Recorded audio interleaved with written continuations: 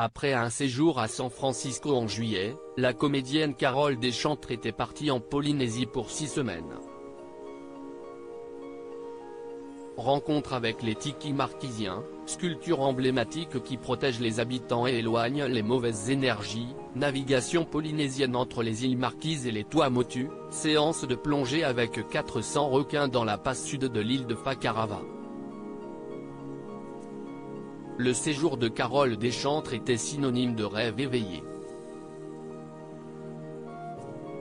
Mais le rêve a tourné au cauchemar de façon brutale il y a quelques heures. Son mari Sébastien Devry, qu'elle a épousé il y a 20 ans, a été victime d'un accident peu commun comme elle l'a dévoilé en story de son compte Instagram jeudi 18 août 2022. Urgence hôpital de Papeete pour mon homme. A-t-elle écrit en légende d'une photo d'un homme, que l'on suppose être justement son mari, en fauteuil roulant devant l'entrée des urgences. Son émoticône triste en dit long sur l'ambiance. Puis, sur une autre image, elle explique l'origine du drame: tombé à travers un hublot sur le pont du bateau, mon amoureux doit être rapatrié pour une bonne prise en charge de son genou. Si est donc la fin des vacances comme elle le précise également, puisque le couple sera dès lundi de retour en Suisse pour que Sébastien puisse aller voir un chirurgien. Carole Deschantres et son époux ont heureusement pu profiter quand même de cet incroyable voyage puisqu'il a débuté le 12 juillet.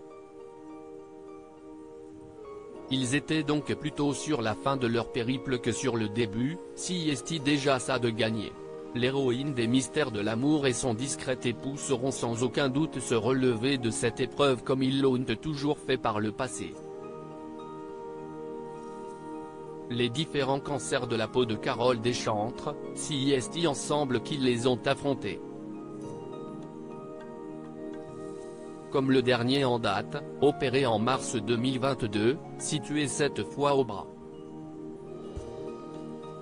4 mois après mon dernier petit cancer de la peau sur le visage, j'ai subi il y a quelques jours une nouvelle opération, cette fois-ci sur le bras.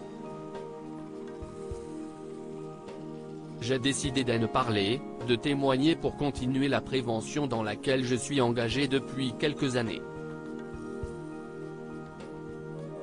Parce que le cancer ne doit pas être un tabou, j'estime qu'il faut pouvoir en parler librement afin d'encourager et de banaliser le dépistage, avait-elle déclaré.